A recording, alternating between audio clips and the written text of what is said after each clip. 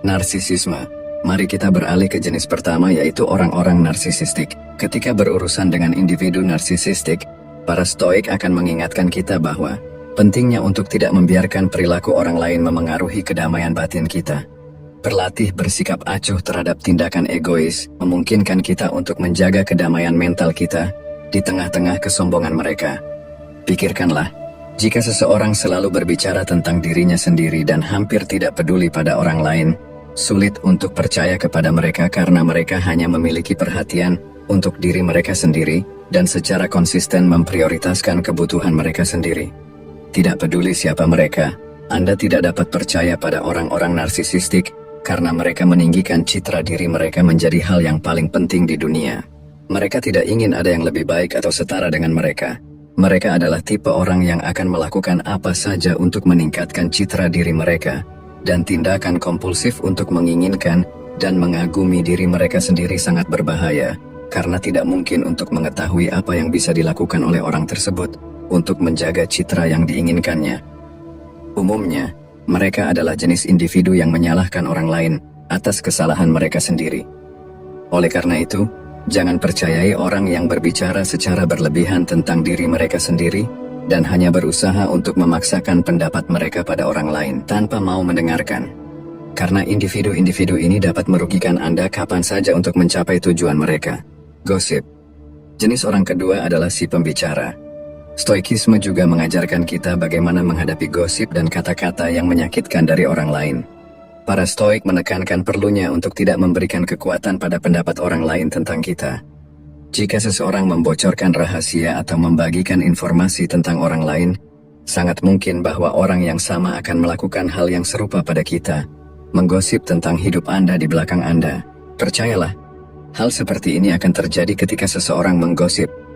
Ini bukan hanya kebiasaan, melainkan tindakan yang dilakukan untuk kesenangan semata. Jadi jangan berpikir bahwa hanya karena seseorang adalah teman Anda, mereka tidak akan memberitahu orang lain tentang rahasia Anda. Jangan membuat kesalahan itu. Satu-satunya keuntungan yang bisa Anda dapatkan dari seorang tukang gosip adalah jika Anda ingin suatu informasi tersebar, saat itulah Anda memberitahu pembicaraan yang ingin Anda sebarkan tersebut, dan mereka akan melakukan semua pekerjaan untuk Anda. Pengganggu. Jenis ketiga adalah orang yang terus-menerus mengganggu Anda. Ketika berurusan dengan orang yang mengganggu atau manipulatif, Stoikisme menawarkan kita praktik introspeksi. Alih-alih bereaksi secara emosional, kita dapat berhenti sejenak dan memikirkan bagaimana persepsi dan reaksi kita memengaruhi situasi. Ketika berurusan dengan orang yang mengganggu atau manipulatif, Stoikisme menawarkan kita praktik introspeksi. Alih-alih bereaksi secara emosional, kita dapat berhenti sejenak dan memikirkan bagaimana persepsi dan reaksi kita memengaruhi situasi. Ada dua situasi berbeda ketika Anda sedang menghadapi masa sulit dalam hidup Anda. Jika dengan mudah kehilangan kesabaran dengan seseorang, hal itu bukan karena orang tersebut, tetapi karena tekanan harian yang Anda alami. Jenis situasi yang sama sekali berbeda ketika Anda lebih tenang tetapi terus-menerus merasa terganggu di sekitar karena seseorang tertentu. Jika orang itu mampu terus-menerus mengganggu Anda, itu karena mereka dengan halus memprovokasi Anda, dengan melemparkan ide-ide yang membingungkan, dan dengan halus memberi makan keraguan Anda sedikit demi sedikit dalam dosis kecil, sehingga Anda tidak dapat sepenuhnya memahami permainan emosional dan psikologis mereka.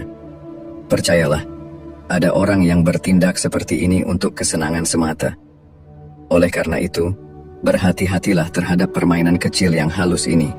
Karena jika seseorang dapat mengganggu Anda sepanjang waktu, itu karena mereka menyentak Anda dengan gerakan dan kata-kata, dan Anda bahkan tidak menyadarinya. Jenis keempat adalah orang-orang yang bimbang. Mengenai individu yang bimbang, Stoikisme mendorong kita untuk fokus pada apa yang dapat kita kendalikan, yaitu keputusan dan tindakan kita sendiri. Mudah untuk menjelaskan mengapa orang-orang ini tidak dapat dipercaya. Bagaimana Anda bisa percaya pada seseorang yang selalu ragu-ragu tentang keputusan apa yang harus diambil? Jika mereka bahkan tidak dapat menentukan arah hidup mereka, bagaimana Anda bisa percaya pada mereka? Mereka juga benar-benar tidak dapat diprediksi karena Anda tidak tahu persis keputusan apa yang akan mereka ambil. Karena kepribadian mereka sendiri belum sepenuhnya terbentuk, mereka adalah individu yang bimbang, kurang memiliki kepribadian yang cukup kuat dalam bertindak, dan memilih jalan yang mereka ingin. Pada titik ini, percaya pada orang yang bimbang, seperti percaya pada seorang anak dengan pisau.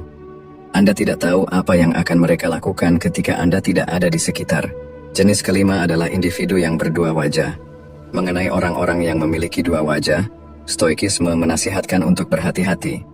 Alih-alih khawatir tentang tindakan mereka, kita dapat fokus pada mengembangkan kebajikan dalam diri kita sendiri. Mungkin Anda pernah mengalami pengalaman seperti ini. Ada orang yang sepertinya menyukai Anda tetapi menyebarkan gosip tentang Anda di belakang Anda, dan perilaku ini melibatkan orang lain juga. Jadi, jangan terkejut ketika orang lain berbicara buruk tentang Anda. Dalam satu saat mereka tersenyum dan bersikap ramah. Dan dalam sekejap berikutnya mereka berbicara negatif tentang Anda. Apa yang saya sarankan adalah bahwa ketika Anda mulai menyadari jenis perilaku seperti ini, lebih baik keluar dari hubungan tersebut secepat mungkin. Jangan lewatkan kesempatan untuk menguasai emosi Anda. Penasaran. Jenis keenam adalah orang yang penasaran. Dari perspektif Stoik, penting untuk menetapkan batasan dalam percakapan dan berbagi informasi dengan bijak. Stoik menyarankan untuk menjaga jarak dari orang-orang yang memiliki rasa ingin tahu, yang tidak terpuaskan karena hal ini dapat mengarah pada pengungkapan informasi yang merugikan. Selain itu, rasa ingin tahu ini mungkin terkait dengan iri, jadi selalu berhati-hatilah tentang dengan siapa Anda berbagi informasi. Jika seseorang menunjukkan rasa ingin tahu yang konstan tentang sesuatu, lebih baik menjauhkan diri dan tidak mempercayai orang tersebut. Penting untuk menjelaskan sesuatu dengan sangat jelas. Jangan bingungkan percakapan saat ini dengan rasa ingin tahu yang berlebihan. Apa yang saya maksud dengan ini adalah jelas. Ketika Anda sedang mengenal seseorang atau berbicara dengan seorang teman, orang itu mungkin sesekali mencari topik atau mencoba mengenal Anda lebih baik dengan bertanya tentang kehidupan Anda, seperti pekerjaan, studi, dan apa yang Anda lakukan. Itu hanya bagian normal dari percakapan. Namun yang perlu Anda pahami adalah, orang yang penasaran adalah orang yang akan terus-menerus bertanya tentang kehidupan Anda, dan terkadang tentang hal-hal yang sensitif.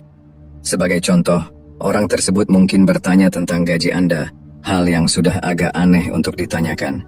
Jika Anda memutuskan untuk tidak menjawab dan mengubah subjek, kemudian orang tersebut mengulang pertanyaan yang sama, itulah yang saya maksud. Ini adalah jenis orang yang kita harus berhati-hati sebelum memberikan kepercayaan kita. Jadi, tidak hanya Anda tidak dapat mempercayai jenis orang ini, tetapi jika Anda memiliki kesempatan, menjauhlah dari mereka. Tipe ketujuh adalah orang yang berteman dengan semua orang. Stoikisme akan mengingatkan kita bahwa kita tidak dapat mengendalikan bagaimana orang lain mempersepsikan kita. Alih-alih mencari persetujuan universal, Stoik menekankan pentingnya mengembangkan keaslian. Siapa yang tidak pernah bertemu dengan seseorang seperti itu? Orang yang tersenyum pada semua orang, menginginkan yang terbaik untuk semua orang, memberikan pelukan pada semua orang. Secara ringkas, ini adalah jenis orang terkenal yang ingin menjadi populer, ekstrovert, dan menyenangkan semua orang. Saya tidak mengatakan kita harus menghakimi seseorang hanya karena memiliki karakteristik ini. Yang ingin saya sarankan adalah, jangan mempercayai secara buta, hanya karena individu yang tersenyum pada semua orang, berusaha menyenangkan semua orang, dan selalu membuat janji memiliki tujuan tunggal untuk menjadi populer. Tujuan dari jenis orang ini adalah menjadi pusat perhatian. Jadi baginya, Anda hanya angka lain. Orang-orang seperti ini mencari perhatian, hidup melalui ilusi. Mengetahui hal ini selalu baik untuk bersikap curiga karena orang yang ekstrovert dan ingin menjadi terlalu populer, seringkali dengan cepat mengganti siapa saja, kritikus. Jenis kedelapan adalah orang yang terus-menerus mengkritik sesuatu, terutama orang lain. Stoik menekankan pentingnya evaluasi diri yang konstan, daripada menghabiskan waktu untuk mengkritik orang lain. Fokus Stoik adalah untuk memperbaiki diri dan karakter kita. Jika seseorang menghabiskan waktunya untuk mengkritik orang lain, biasanya melalui gosip, rumor, atau bahkan mencoba merusak citra seseorang, mereka adalah jenis orang dengan karakter buruk. Pikirkanlah, jika Anda hanya menghabiskan waktu berbicara buruk tentang orang lain dan menyia-nyiakan waktu dengan gosip, saya membayangkan bahwa jika Anda adalah orang yang baik dan melakukan hal-hal yang harus dilakukan dalam hidup, seperti bekerja, menjaga jalur Anda sendiri, Anda mungkin tidak akan menghabiskan waktu untuk berbicara dan menyebarkan rumor tentang orang lain. Apa yang saya maksud di sini adalah bahwa mereka yang terlalu mengkritik kehidupan orang lain jelas tidak memiliki hal yang lebih baik untuk dilakukan, dan merasa tidak bahagia, sehingga membuat komentar yang tidak perlu tentang orang lain. Oleh karena itu, bersikaplah dengan curiga, tidak menghormati, dan tidak memberikan pertimbangan untuk jenis orang ini, karena jika seseorang dengan mudah berbicara buruk tentang orang lain, mereka dengan mudah dapat berbicara buruk tentang Anda juga. Jika Anda sudah sampai pada poin ini, bagus sekali. Tuliskan komentar di bawah jika Anda pernah mempercayai dan menghormati seseorang dengan beberapa karakteristik sampai pada titik ini. Tunggu, belum selesai. Masih ada 2 jenis orang lagi yang ingin saya tunjukkan kepada Anda. Masalah. Jenis ke-9 adalah orang-orang yang selalu terlibat dalam banyak masalah. Stoik mendorong kita untuk bertanggung jawab atas keputusan dan emosi kita, daripada menyalahkan keberuntungan atau keadaan. Orang-orang ini hidup dengan masalah dan intrik, mengklaim memiliki nasib buruk, dan bagi mereka hidup hanyalah hukuman. Setiap hari mereka mengatakan bahwa kesulitan baru muncul, dan setiap hari tampaknya membawa konsekuensi baru. Orang tersebut selalu menceritakan kepada semua orang bahwa mereka tidak tahu apa yang sedang terjadi, bahwa semuanya sulit. Sebagai kesimpulan, berhati-hatilah terhadap jenis orang ini. Tidak ada yang salah dengan bersikap curiga, karena jika seseorang penuh masalah, itu bukan kebetulan, bukan alam semesta berkomplot melawan mereka, melainkan orang tersebut menghancurkan diri mereka sendiri setiap hari.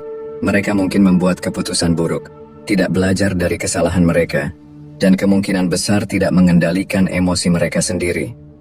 Oleh karena itu, saya menyarankan Anda untuk bersikap curiga terhadap jenis individu ini. Karena jika Anda bersimpati dengan kisah sedih mereka, dan sampai pada titik selalu ingin membantu, masalah mereka dapat dengan cepat menjadi masalah Anda. Jadi, berhati-hatilah, karena orang seperti ini hanya memiliki satu kesulitan sejati, yaitu diri mereka sendiri, dan saya membayangkan Anda tidak ingin kesulitan itu di samping Anda. Pura-pura mendengarkan. Jenis ke-10 adalah orang yang berpura-pura mendengarkan apa yang Anda katakan. Dalam situasi di mana orang berpura-pura mendengarkan, stoikisme akan membimbing kita untuk bersikap asertif, dan jika perlu menjauh dari percakapan yang tidak memperkaya kita. Anda tahu jenis orang yang ketika Anda mengatakan sesuatu dan mencoba berbagi ide, mereka merespons dengan hanya mengatakan, "Ya, saya mengerti, itu benar," dan tidak lebih dari itu. Itu bisa menjengkelkan dan bahkan tidak menghargai. Yang terburuk adalah, ketika orang tersebut berbicara tentang apa yang mereka ingin dan saat giliran Anda berbicara, mereka hanya berpura-pura mendengarkan, teralihkan dengan ponsel mereka, atau setuju tanpa benar-benar peduli dengan apa yang Anda katakan. Dengan kata lain, mereka mendengar Anda tetapi mereka sebenarnya tidak mendengarkan. Mari kita jujur, persyaratan minimum dalam percakapan adalah bahwa orang tersebut memperhatikan apa yang Anda katakan. Jika tidak, itu bukanlah percakapan. Jadi jika suatu hari Anda berbicara dengan seseorang dan menyadari bahwa orang tersebut tidak memperhatikan atau bahkan lebih buruk, mereka mulai menggunakan ponsel mereka saat Anda berbicara, dengan jelas menunjukkan bahwa mereka tidak mendengarkan apa yang Anda katakan, maka berhentilah berbicara. Tidak ada gunanya berbicara pada dinding. Jika orang tersebut tidak memperhatikan atau hanya berpura-pura, maka jangan sia-siakan waktu Anda. Jika itu kasusnya, berdiri dan katakan bahwa Anda akan pergi. Bagaimanapun, Anda tidak diwajibkan untuk menghabiskan waktu Anda dengan orang yang tidak tertarik pada apa yang Anda katakan. Secara ringkas, menganalisis berbagai jenis orang yang dapat merusak kepercayaan, memberikan kita pelajaran berharga dalam pencarian hubungan yang lebih otentik dan berarti. Dengan menggabungkan ajaran Stoik, kita belajar untuk menjaga kedamaian batin kita, mengembangkan kebajikan, menjalankan keaslian, dan berlatih kendali diri dalam situasi yang menantang.